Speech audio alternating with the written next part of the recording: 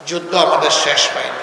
আমাদের সন্তানেরা স্লোগান দিচ্ছে এখনো, আবু সাইদ মুগ্ধ, শেষ হয়নি যুদ্ধ। আপনারা আমার সাথে বলবেন, আবু সাইদ মুগ্ধ, লড়াই চলবে ইনশাআল্লাহ। অফিস আদালতে যারা ঘুষ বাণিজ্য করেন, আবার মামলা বাণিজ্য অনেকে করে, তাদের প্রতি আমাদের আন্তরিক অনুরোধ, ভাই কাজগুলা করিয়েন না। আমাদের শহীদদের আত্মা কষ্ট পাবে।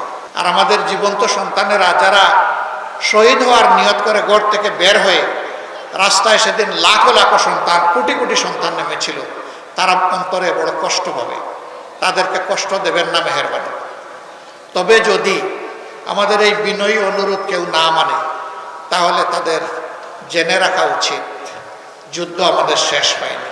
আমাদের সন্তানেরা স্লোগান দিচ্ছে এখনো, আবু সাইদ মুগ্ধ, শেষ হয়নি যুদ্ধ।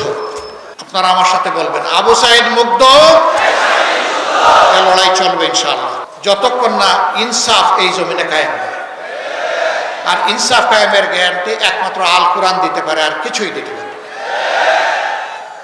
এই কোরআনিক শাসন সকল ধর্মের, সকল দলের, সকল বর্ণের মানুষের জন্য একমাত্র ইজ্জতের গ্যারান্টি। এই কোরআনের শাসন কায়েমের মধ্য দিয়ে একটা মানবিক বাংলাদেশ আমরা করতে চাই, দুর্নীতি এবং দুঃশাসন মুক্ত বাংলাদেশ করতে চাই। অন্য ধর্মের ভাইদেরকে আমরা আমাদের ভাই হিসাবে দেখি, কারণ একই আদম এবং একই হাওয়া আলাইহিস সালামের আমরা বংশধর। শয়তান আমাদেরকেও ধোঁকা দেয়, অনেককেই ধোঁকা দেয়। শয়তানের ষড়যন্ত্রে পড়ে অনেকে তার প্রভুকে ভুলে যায়। আমাদের রুট, আমাদের উৎস, আমাদের মূল এক জায়গায়। আমরা মানুষকে ঘৃণা করি না, হিংসা করি না। আমরা মানুষকে মানুষ হিসাবে সম্মান করি। মানুষের দুঃখে কষ্টে চেষ্টা করি সাড়া দেওয়ার, এটাও চেষ্টা করি সবার আগে সাড়া দেওয়ার। কেন?